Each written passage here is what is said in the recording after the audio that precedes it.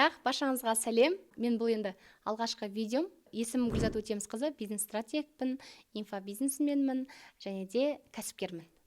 Алла қаласа осы каналымда өзім сияқты кәсіпкерлерге, кәсіпті масштабқа шығару бойынша, декреттегі аналарға, енді мен өзімде нөлден бастаған жанмын ғой, 6 жыл бұрын декретте бастаған болатын кәсіптерімді. Декреттегі аналарға, одан бөлек не істеймін деп жүрген жандарға пайдалы болу мақсатында осы каналды ашып жатырмын.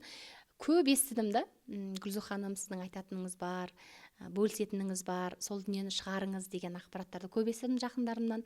Енді инстаграмда, тиктокта жүргіземін, өзімнің кәсіптерімді әртүрлі инструменттер қолдану арқылы жүргізіп келе жатырған кәсіпкермін. Инстаграмда 200 мыңнан астам оқырмандарым бар, 6 жылдық тәжірибем бар инфобизнесте. Осы өзім негізі Атырау облысы Қызылқоға ауданы Тасшағылдың қызымын. Тасшағыл деген ауылдың. 6 балам бар. Ең басты дүние менің осы құндылығым 6 балам, көп балалы ана болуым және де кәсіпті оңай жасап, отбасымен бірге қатар алып жүруім деп айтатын едім. Енді мен басты фишкам осы жерде, осы дүниелерді, өзімнің тәжірибелерімді осы каналымда бөлсем. Алғашқы видеом болғаннан кейін қысқадан қысқа мен өзімді таныстырғым келеді. Кәсіп айту бойынша жалпы енді көптеген ақпараттар бар ғой енді қазір әлеуметтік желілерде. Неге мен бұрын соңды ютубқа шықпадым? Себебі ойлайтын ютубқа бір берері, айтары көп адамдар шығу керек депші. Соңғы жылда көп адамдар айтып кетті. Гүлзок, сен ютубқа шықпасаң болмайды, мынанша не ақпараттарды сен контентіңді жеткізе алмай жатырсың деген сияқты. Менің өзімнің кәсібім жеке осы Queen Life деген брендім бар, жеке брендім. 1,5 жыл бойына жасалып, 8 ай құрамы жасалды, 6 ай өзі жасалып. Қазір Қазақстанда әртүрлі қалалардан серіктестеріміз бар. Шаштың өсуіне, шаштың түсуін тоқтауына, қайызға кетіруіне арналған барлық шаш типіне арналған шампунь, бальзамдар, су сабындарымыз. Қазақстандық бренд, кәдімгі штрих-кодмен, супермаркеттер болатын болса бізбен жұмыс жасауға болады. Халал сертификатымен, КМДВ-дан алған халал сертификатымыз бар. Эко өнім деп айтылады. Осы жеке кәсібім бар, одан бөлек складымыз бар, товар алып келіп, товар сатамыз. Қазақстанның түкпір-түкпіріне оптом розницу жібереміз. Одан бөлек менің оптовиктерім, кәсіпкерлер, одан бөлек шәкірттерім менің складыммен жұмыс жасайды. Отправкасын барлығын өзіміз жасап береміз барлық қалаға. Одан бөлек инфобизнесменмін. Өзімнің мынадай білетін қасиеттерімді, қабілеттерімді, тәжірибемді онлайн, офлайн өзлерімен бөлісіп тұрамын, үйретіп тұрамын. Жекеде сопровождение алып жатырамын, бизнес сопровождение, тұлға болып қалыптасу, яғни жеке бренд қалыптастыру бойынша наставничество деген сияқты алып инфобизнесте жүрмін.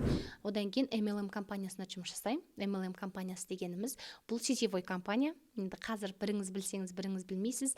Қазақстанды шулатып нарыққа бірден бум болып кіріп келген компания. Сат деген компания. Бұл каналда Алла қаласа осы кәсібі бар жандарға масштабқа шығам дейтін, өзінің қабілетін, білімін, табыс, ақшаға айналдырғысы келетін жандарға, нөлден кәсіп бастағысы келетін жандарға, тіпті сетевиктер болады ғой. Сетевойда жасаймын, қалай жасаймын дейтін адамдар көп келеді. Сондай жандарға пайдалы болады деп сенімдімін. Алла қаласа өзімнің өткен жолыммен, тәжірибеммен бөлісіп отырамын.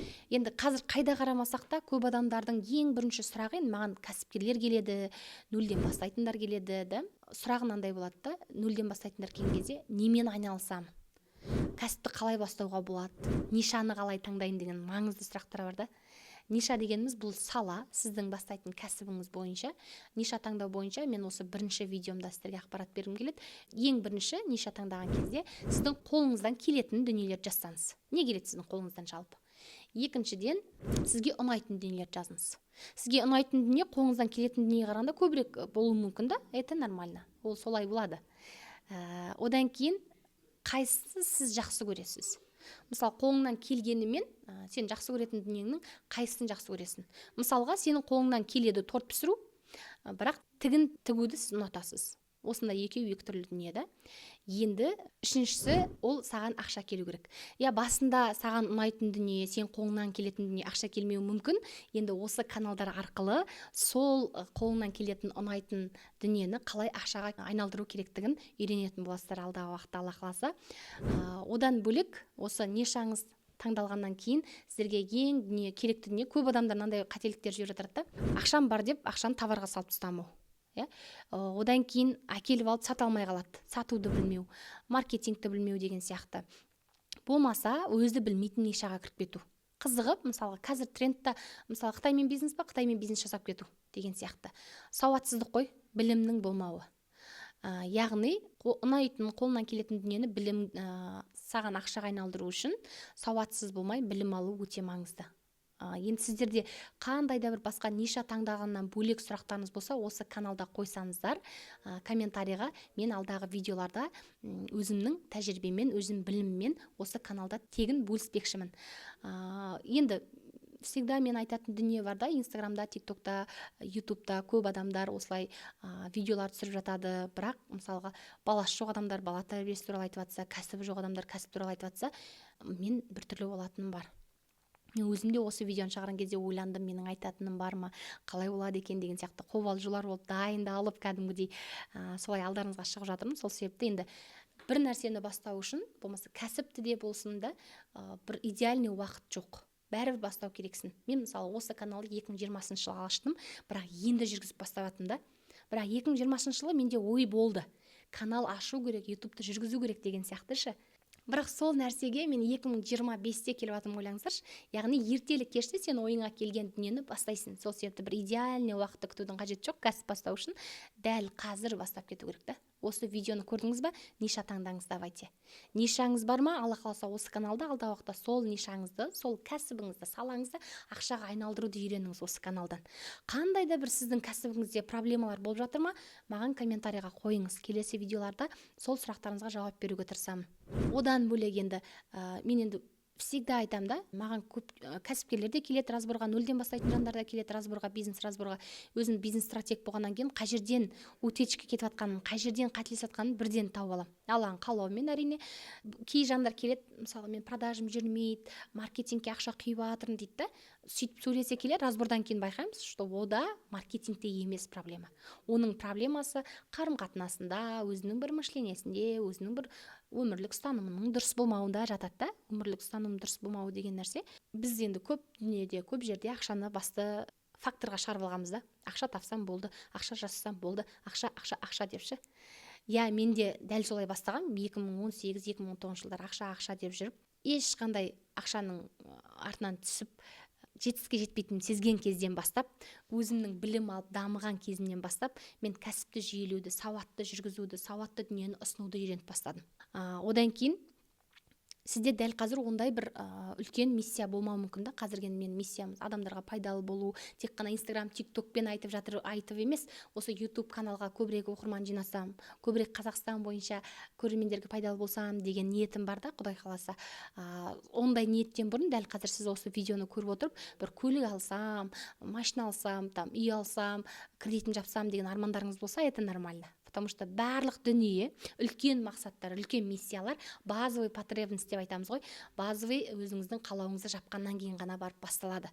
Сол себепті осы канал арқылы нөлден бастайтын жандарға, базовый потребностьін жабуға, нөлден бастап, кәсібі бар жандарға масштабқа шығуға, сетевиктерге команда құрып товарын сатуға, ал инфобизнесте жүргендерге инфо-цыган болып емес, мықты инфобизнесмен, сауатты инфобизнесмен болуға, иншалла осы каналда тырысамын. Ол үшін сіздерде маған кері байланыс керек. Сұрақ қойыңыздар, комментарий жазыңыздар. Менің видеомды көп қаралым жинау үшін жүрек басып, достарыңызбен бөлісіңіздер, сторисқа салып, отметка жасаңыздар. Және де біздің осы YouTube каналымыздың спонсоры Queen Life компаниясы комментарий жазған алғашқы 5 оқырманыма, ол 5 оқырман алғашқы болып жазбау керек. Жалпы сол оқырмандардың комментарийінің арасынан таңдаймыз. 5 оқырманға, ерлерге және әйелдерге арналған су сабын сыйлаймын, шампунь, бальзам бірге жүреді.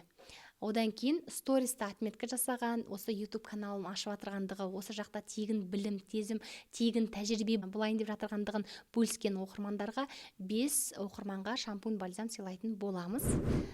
Одан да бөлек алдағы уақытта Алла қаласа тек өзімнің кәсібімнің тәжірибе емес, өзімнің білімім емес, өзімнің ұстанымдарым емес, өзімнің ұстаздарымның, өзімнің ортамның, өзімнің айналамның, тіпті мен танымасам да, егер сіздерге қажет деген жандардың осы YouTube каналыма шақырып, өзімнің қонағым қылып, сіздерге тегін кеңестермен, тегін тәжірибелермен бөлістіруге тырысатын боламын. Сол себепті менің каналымда қандай мықты тұлғаны көргіңіз келеді?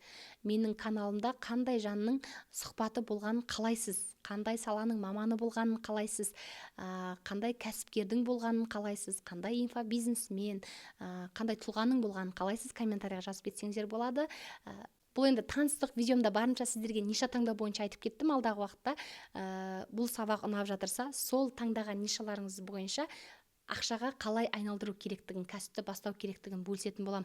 Ұнаса лайк басыңыздар, комментарий жазыңыздар, достарыңызбен бөлісіңіздер, және де тіркеліп алыңыздар. Келесі видеода кездескенше сіздермен бірге болған Гүлзат Өтемісқызы.